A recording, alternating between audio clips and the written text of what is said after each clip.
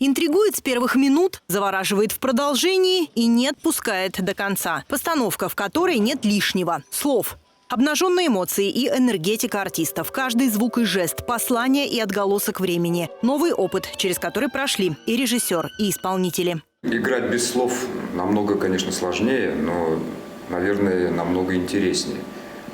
Ресурсы мобилизованы все и всегда, вне зависимости, играешь ты со словами или без слов. В любой работе есть свои сложности, и в этом есть прелесть, потому что когда ты начинаешь делать тот или иной спектакль, для тебя это какой-то новый путь, новый опыт, новый экспириенс. Сахаров родился из эскиза, показанного на лаборатории во время фестиваля «Окна». И это не биография. Фигура советского физико-теоретика, создателя водородной бомбы – лишь повод для размышлений. И каждый зритель к финалу постановки подойдет со своим багажом осмысленного. Ощущения и свойства смерти, разговор о добре и зле – результат исследования мира без слов. Эксперимент на сцене Новокузнецкого драмтеатра. Увидеть спектакль и поставить эксперимент над своими эмоциями можно в декабре. Следите за афишей. Оксана Храмова и Ренат Храмов. Новости ТВН.